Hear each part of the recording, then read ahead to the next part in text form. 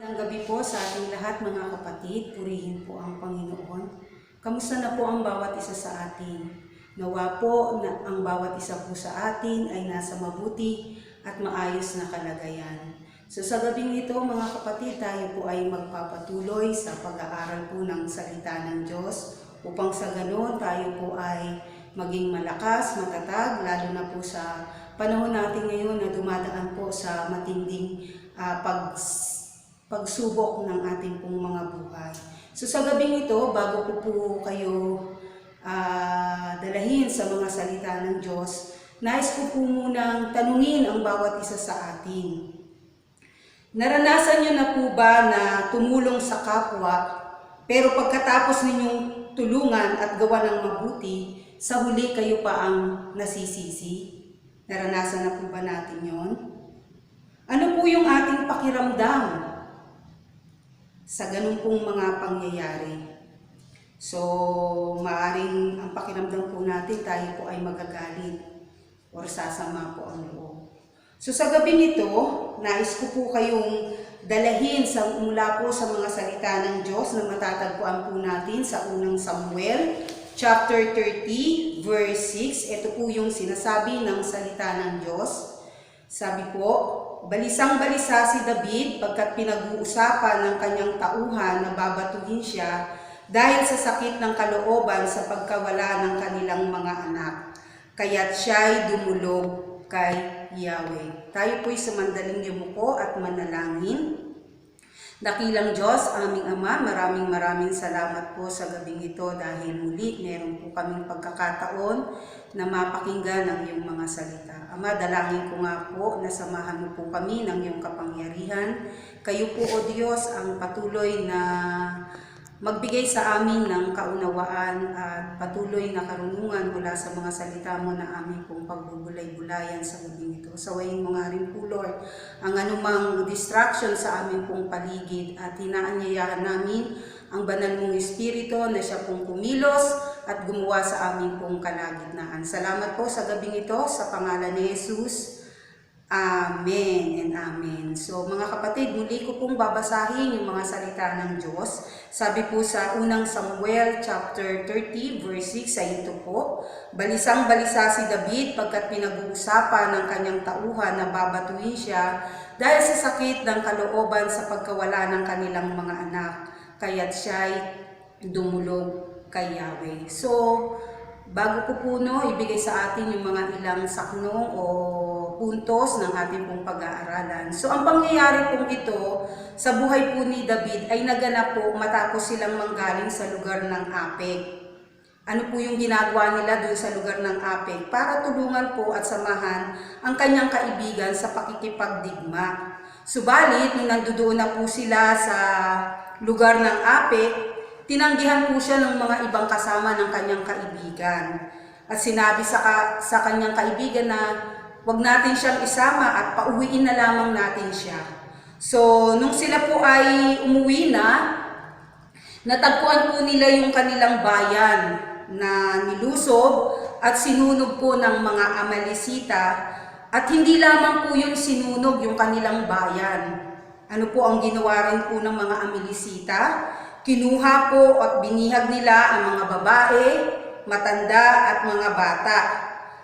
At pati na rin po ang asawa ni David. At dahil po sa pangyayaring ito, nagalit po yung mga kasamahan ni David sa kanya. At tangka po siyang papatayin. Para po kay David, napakalaki pong pressure ito. Di ba po?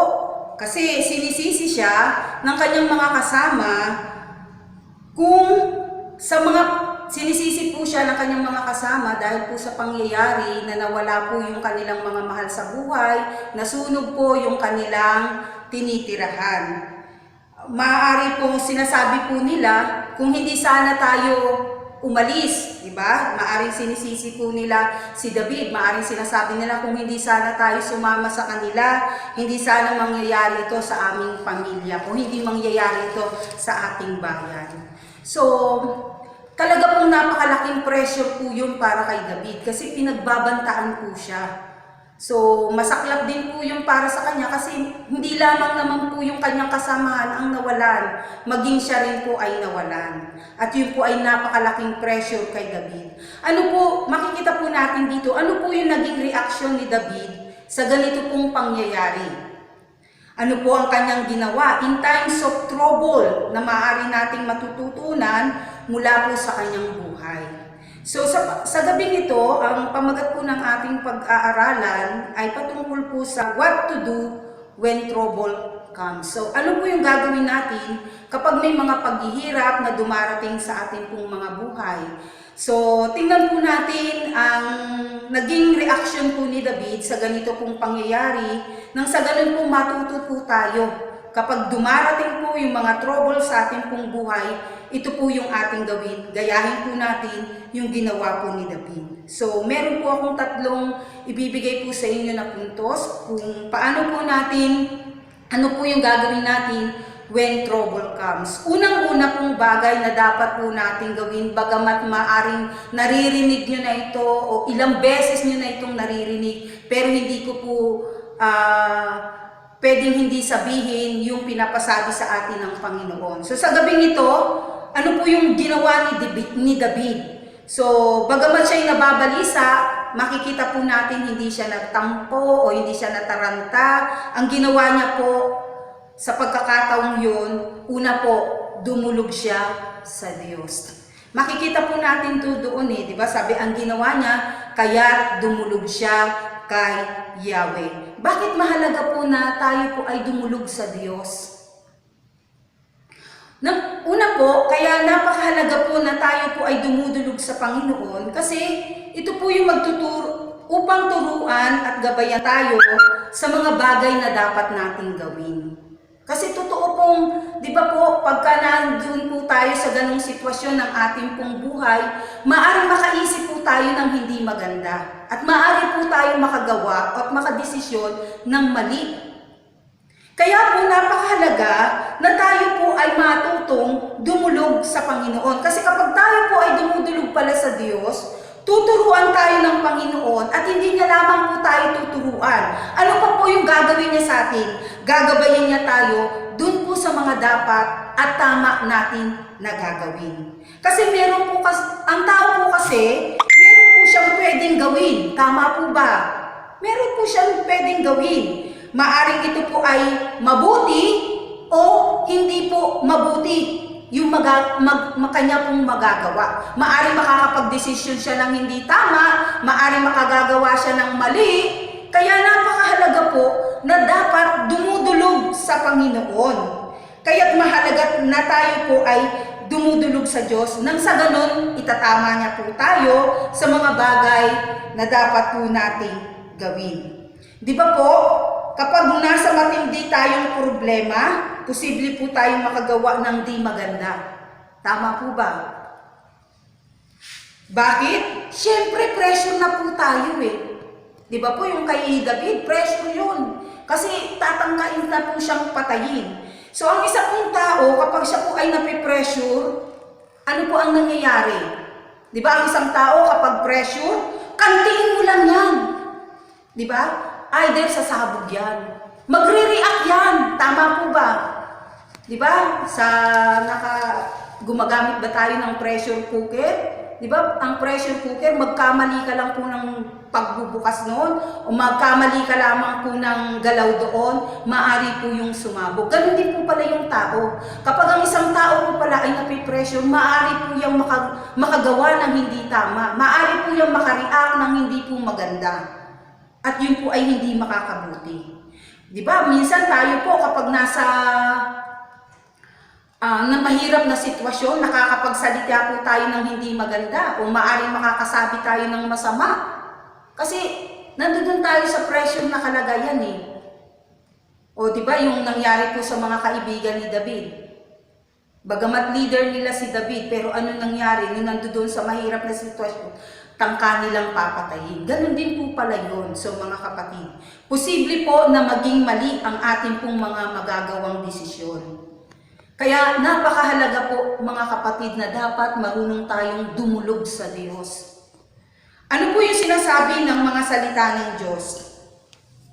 Sabi pong ganun dito sa Kawikaan chapter 3 verse 6, ito po ang sinasabi ng salita ng Diyos. Siya ay sangguniin sa lahat mong mga balak at kanya kang itutumpa sa lahat ng iyong mga lakad. So napakahalaga, di ba? Sabing ganun, sangguniin natin ang Panginoon. So hindi po pala masama, kapatid, na sabihin, magsabi tayo sa Panginoon, Lord, ano po ba yung aking gagawin?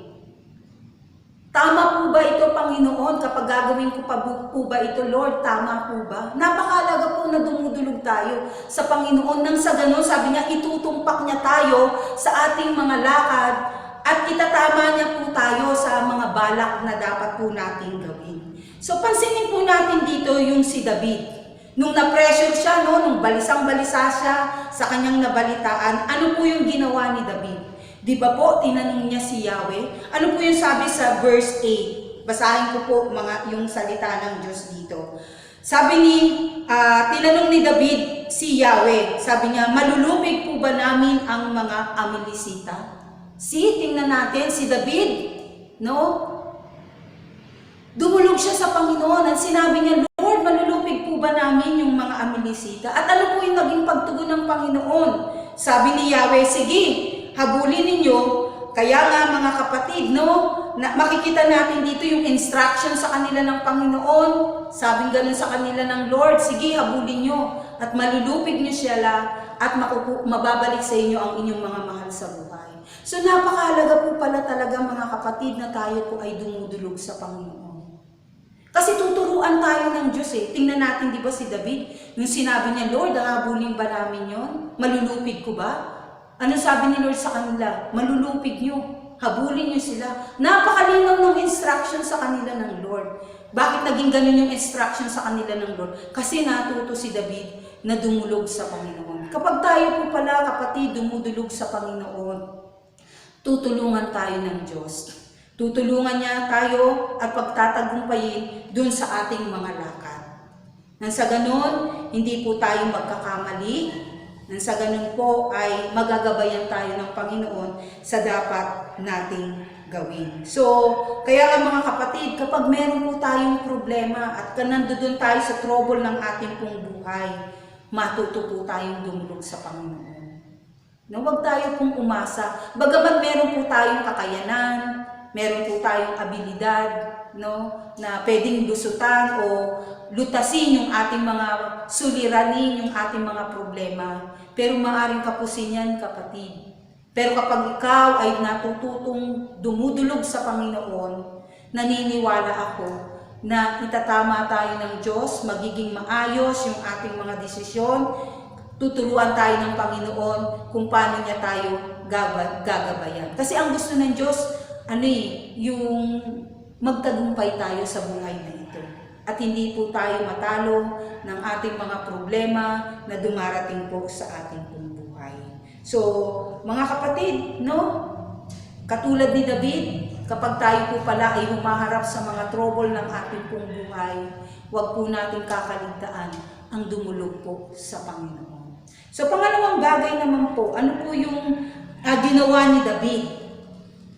Dito makikita po natin sa verse 11, ito po yung sinasabi ng salita ng Diyos. Sa daan, may nakita silang isang kabataang Ehipsyo na nakahandusay. Dinala nila ito kay David at binigyan ng pagkain at inumin. So makikita po natin dito ano po yung ginawa nila, what to do when trouble comes, di ba? Ang dapat po pala nating gawin mga kapatid ay manatiling mabuti yung ating kalooban. So manatiling mabuti po yung ating kalooban. Minsan mahirap pong mag-extend ng tulong sa iba. Tama po ba? Lalo na kapag tayo rin po ay nangangailangan. Parang mahirap po. So dito makikita po natin yung Ehipsyo, pwede naman po nilang, yung kabataang Ehipsyo, pwede naman po nila yung pabayaan eh. Kasi maaari pa nga yung kapag tinulungan nila yung maaari maiintera pa sila sa kanilang gagawin. Pero makikita po natin dito mga kapatid, nagpakita po sila ng mabuting kalooban po doon sa kabataang Ehipsyo na yun. Bakit kailangan po nating mapanatili yung mabuting kalooban? Ito po kasi mga kapatid yung napansin ko, kapag tayo po pala ay mananatiling mabuti yung ating kalooban, kahit po tayo ay nasa mahirap na sitwasyon ng ating pong buhay. Alam niyo po ba mga kapatid, kapag tayo po ay nananatiling mabuti ang kalooban, kahit po tayo ay may mga hirap na nararanasan, kasi po ito po pala yung mag-aalis sa atin sa pagiging makasarili. So, pwede naman nila po talaga yung iwan eh. Hindi yun intindihin. Pero nakita po natin dito, no? Kasi, di ba po ang tao kapag nahihirapan, pansinin po natin, di ba po ang tao kapag nahihirapan, sino po ang inuuna niya? Di ba ang kanyang sarili? Tama po ba? Ang inuuna ng tao kapag siya po ay nahihirapan yung kanyang sarili. Ang sabi niya, bago ko kayo tulungan, ako muna. Yan po yung mga kadalasang natin, maririnig po natin, ano? Ako nga rin may problema, pati ba naman sila puproblemahin ko pa? Di ba parang, kung tutusin, may problema sila David eh. Hindi na dapat nila yung problemahin. Pero di ba nakita po natin dito, sabi niya, na dito na, ako nga rin nahihirapan eh, di ba? Pero, kailangan ko pa ba rin bang tumulong? Pero dito no, makikita po natin mga kapatid, kapag tayo po pala ay nag-i-extend ng ating pong kabutihang loob sa iba kahit tayo po ay nahihirapan, inaalis po tayo doon sa pagiging makasarili. No? So nakita natin dito ano yung ginawa nila David. Tinulungan nila yung taong iyon. At ano po yung naging resulta sa mabuti po nilang ginawa. Diba? Tinulungan din sila at iyon po yung naging susi at naging daan upang mahanap po nila yung mga kumuha sa kanilang asawa at kanilang mga anak. Yun po rin yung nagsabi, yun din po yung naging instrumento kung bakit din po nila natunton yung kumuha sa kanilang pamilya. No? Kaya ano po yung sinasabi sa atin ng Galatia chapter 5, verse 7b. Kung ano ang hinasik ng tao, yun din ang kanyang aanihin. So, makikita po natin dito ng mga kapatid, dahil naghasik sila ng kabutihan, ano po yung nakamtan nila? Yung goodness na kanilang ginawa, ay kanila rin pong naani. So, lalo na po ngayon mga kapatid, ang tao po ay nasa mahirap na sitwasyon ng buhay. Dahil, di ba, marami po ang nawawalan ng trabaho. Parang mahirap mag-extend ng tulong sa iba. Pero alam niyo mga kapatid, pwede po tayong mag-extend ng ating tulong. Lalo na sa panahon ngayon, no? Kasi ang tao hindi lamang nila kailangan ng tulong pinansyal. Maaring yung presensya natin, maaring yung panalangin natin sa kanila. Malaking tulong po yun mga kapatid. Lalo na sa mga tao pong nahihirapan ngayon na ang tao po ay maaaring nahihirapan sa panahon ngayon, we can share yung the goodness ng Panginoon sa kanila pong buhay. Nang sa ganun po, magkaroon po rin sila ng kagaangan sa kanila pong mga nararamdaman.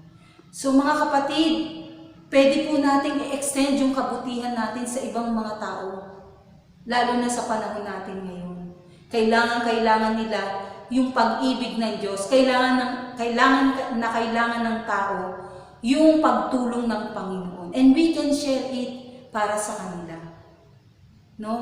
Nang sa ganun, sila man din po ay makalampas sa mga problema na kanila po kinaharap sa buhay na ito.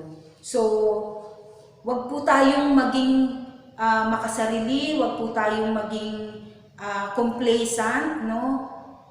Wag natin sabihin, ako naman, okay naman. So, i-extend natin yung pag-ibig ng Panginoon sa mga tao ngayon. Kagaya ng ginawa nila David, hindi nila hinayaan yung tao na yun. Bagkos tinulungan po nila.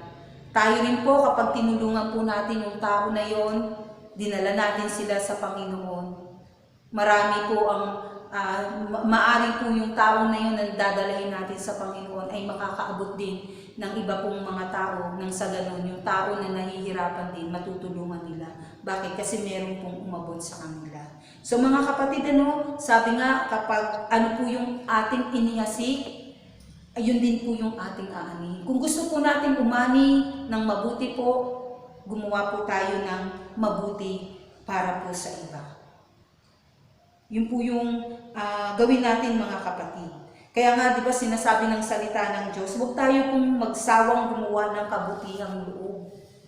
Maaring sa panahon ngayon, na maaring nagsasawa na tayong gumawa ng kabutihang loob. Pero mga kapatid, sinasabihan tayo ng Panginoon na huwag po tayong magsawang gumawa ng mabuti.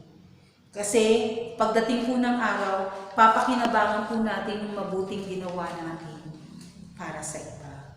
So, pangatlong puntos po na ano po yung gagawin natin when trouble comes. Sabi pong ganun dito sa 23, verse 23 and 24, ay ito po yung sinasabi ng salita ng Diyos. Basahin ko.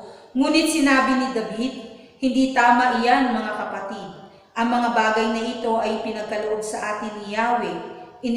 Iniligtas niya tayo at ibinigay niya sa atin mga kamay ang mga kaaway na lumusog sa atin. Kaya pare-pareho ang magiging kaparte ng lahat, maging kasama sa paglusob o naiwan upang magbantay sa ating mga ari-arian. So ano po yung makikita po natin na ginawa po ni David, naging reaksyon niya nung when trouble comes. So dito makikita natin mga kapatid yung pagiging patas.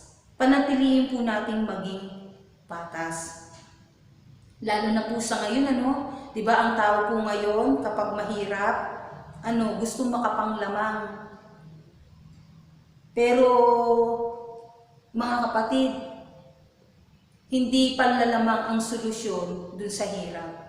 Dapat matuto po pala tayo maging patas. Bakit kailangan po nating manatiling maging patas? Una, upang magkaroon po tayo ng kapayapaan. Tama po ba? Kasi di ba po ang isang tao kung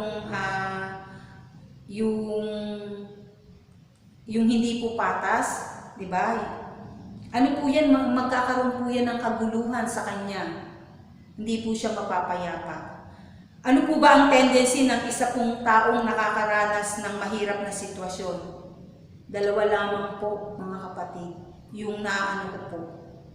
Una, di ba po kapag tendency ng tao kapag siya po ay nakaranas ng mahirap na sitwasyon, maaari siya pong maging fair o maging unfair. Tama? Maaari siyang maging patas o hindi maging patas. At kapag tayo po ay naging unfair, ito po ay magdadala sa atin sa kaguluhan. Kasi hindi po tayo patas eh. Kumbaga, meron tayong pinapaboran na iba. Kung maaring dahil ikaw ay nahihirapan, gusto mo, ikaw ay makalama kasi ikaw ay nahihirapan. Pero hindi po dapat ganun. Kagaya ng mga sinabihan dito, kasi yung mga tauhan ni David, yung 400 na sumama, lumusog, ay ayaw nilang bahagian yung hindi sumama sa kanila sa paglusob. Ang sabi ng mga kasama niya, ibalik na lang natin sa kanila yung kanilang asawa at kanilang mga anak. At huwag na natin silang hatian. Pero ano sabi po ni David? Hindi tama yan mga kapatid, sabi niya gano'n. Yamang tayo po ay pinagtagumpay ni Yahweh, kailangan maging patas tayo pare-pareho. So ibig sabihin, kahit hindi sila lumusob, nagbantay naman sila sa ating lugar. Kasi maari pa rin po yung lusubi. So makikita po natin dito yung pagiging patas ni David. Kahit sa nahihirapan po siya, mahirap na sitwasyon ang kanya pong buhay, hindi po siya nang lalamang. So nagiging patas po siya, nagiging fair pa rin po siya. So kapag hindi po tayo naging fair, ito po yung magdadala sa atin mga kapatid sa kaguluhan. Kasi maraming mga taong mag-aano sa atin. Ano pa? Kapag tayo po ay nanatili sa pagiging patas, nagpapakita po ito ng pag-ibig po natin. Pag-ibig, mahalaga po na mapanatili yung ating pag-ibig. Bakit? Kasi una po, ito po ay tanda na tayo po ay mga anak ng Diyos. Diba? Sabi nga ng salita ng Diyos, makikilala kayo na kayo ay mga anak ko o kayo mga alagad ko kung kayo ay nag-iibigan. So tanda po pala yun. Kaya mga kapatid, kapag tayo po pala ay nagiging patas, nagiging pair, so tanda po yan ang pagiging anak ng Diyos. No? So, kung pag sinasabi natin na tayo ay anak ng Diyos, kailangan makita sa atin yung kabutihan na kung saan ay nagmumula din sa ating Panginoon. Ano pa? Tanda ito ng pagmamahal sa ating kapwa. Siyempre, ayaw mo manglamang. So, ibig sabihin, minamahal mo ang iyong kapwa. Diba? May golden rules tayo. Huwag mong gawin sa iba ang ayaw mong gawin sa iyo. Diba? Yun po yun, mga kapatid. So, tanda po yun ang pagmamahal sa ating kapwa, hindi ka lang lalamang. Sa iyo nga, ayaw mo ang ikaw lalamangan eh. Di ganun din dapat ang gagawin natin sa ating kapwa. Ano po yung sinasabi ng Mark 12:31? Ibigin mo ang iyong kapwa gaya ng iyong sarili. Wow, paano natin iibigin ang ating kapwa? Katulad ng pag-ibig natin sa ating mga sarili. Diba? Kung ayaw natin na nilalamangan tayo, edi wag tayo pong manlalamang. Kung gusto po natin maging fair yung iba sa atin, dapat ganun din tayo sa kanila, mga kapatid. Kasi, ano po yun eh, yun po yung nararapat eh, gusto ng Panginoon sa bawat isa sa atin. Diba? Sabi nga ni David, sa kanyang mga kasama, hindi tama iyan, mga kapatid. So, kinukorek niya yung kanilang mga kasama sa kanilang kaisipan na hindi po marapat. Sabi niya, hindi yan tama. So, ganun din tayo mga kapatid, kung gusto po natin gawin sa atin yung mabuti, dapat ganun din tayo sa kanila. So, kaya nga mga kapatid, kahit tayo po ay dumaraan sa mahirap na sitwasyon ng ating pong buhay, manatili po sa atin yung pagiging patas o makatuwiran. Kasi ito po yung nararapat at nais ng Diyos na gawin natin. So, umiral po sa atin yung pagiging fair po. No? Pagiging fair. Umiral po sa atin ito, mga kapatid. So, sa gabing ito, mga kapatid, when trouble comes, anuman po yung trouble na meron tayo, kapag dumarating po sa atin yung mga troubles ng ating pong mga buhay, ang dapat po natin gawin, una, dumulog tayo sa Diyos. Bakit? Nang sa ganun po, magabayan niya tayo sa mga dapat at tama nating gawin. Maging tumpak po yung ating mga hakbang, no? Nang sa ganun, maging tiyak po yung ating pagtatagumpay. Pangalawa, manatiling mabuti ang kalooban. So kahit po tayo ay dumaraan sa mahirap na sitwasyon ng ating pong buhay, mga kapatid, manatili sa atin yung pagiging mabuti. No? Manatili po sa atin. Sapagkat ito po yung mag-aalis sa atin sa pagiging makasarili. Pangatlo, manatili pong maging patas. Dahil ito po ay tanda ng pagmamahal sa ating pong kapwa. So, mga kapatid, hindi ko po alam kung ano po yung sitwasyon natin, sitwasyon ng bawat isa. Hindi ko po alam kung kayo po ay may mga pinagdadaanang mahirap na sitwasyon. Katulad po ng ginawa ni David, dumulog po tayo sa Panginoon. Lapit tayo sa Diyos, nang sa ganun po makaranas po tayo ng pagtulong ng Panginoon sa ating pong buhay. Kung paano po naranasan ni David yung pagtulong ng Panginoon, mga kapatid, siya rin po ay nabalisa. Diba? Nabalisa siya, pero ano ang ginawa niya? Hindi po siya nagpadaig dun sa kanya pong nararamdaman. Bagkos, nagtiwala siya sa Panginoon sa pamamagitan po ng paglapit niya sa Diyos. So sa gabing ito, Hindi ko po alam ang inyong sitwasyon, pero alam po yan ng Panginoon. Kung kayo man po ay may trouble ngayon, gabing ito mga kapatid, ito yung pagkakataon natin upang lumapit sa Panginoon. Dumulog tayo sa Diyos. Sige po, tayo po ay manalangin. Hallelujah, hallelujah. Dakilang Diyos, aming Ama, patuloy po kaming nagsusumamo sa iyo sa gabing ito. Yaman kayo po, Lord, ang nakakaalam ng bawat buhay at sitwasyon ng aking mga kapatid. Hindi ko po alam, Lord, kung ano yung mga dinaraanan ng kanila pong mga buhay. Maaaring sila po ay nasa mas tinding pagsubok, sila po ay nasa mga kahirapan, nasa mga ligali ng kanila pong buhay. Dalangin ko nga po, Ama, na patuloy mo po silang abutin sa kanila pong mga kalagayan. Nawa, Lord, yung pagkakataon na nararanasan nila ay maging daan ng patuloy nilang paglapit sa iyo, O Diyos. Nawa sa gabing ito, Panginoon, sa kanila pong pagsusumamo sa iyo, sa kanila pong paglapit sa iyo, Ama, dalangin ko, buksan mo ang iyong durungawan ng langit, makamtan nila, Panginoon, ang iyong habag, ang iyong kalinga sa panahon na kailangan po nila. Nawa, O Diyos, sa gabing ito, patuloy mo nga po, Lord, iabot sa kanila ang iyong pagtulong, Panginoon, ang iyong pagpapalakas sa kanila, O Diyos. Nawa, Panginoon, sa mga nararanasan nila, O Lord, higit nilang makita ang iyong kamay na umaabot sa kanila, O Diyos. Salamat po sa gabing ito. Patuloy ka po namin pinasasalamatan at pinapupurihan. Sa iyo po ang mataas na papuri at pasasalamat. Sa pangalan ni Jesus. Amen. Amen. So muli mga kapatid, isa pong magandang gabi sa ating lahat. Nawa po sa susunod na Miyerkules, muli magkita-kita po tayo. At kung tayo po ay napagpala ng mga salita ng Diyos sa gabing ito, so we can share it po para sa iba. Nang sa ganon sila man din po ay makinabang mula sa mga salita ng Diyos na ating pong natutunan. So God bless po mga kapatid.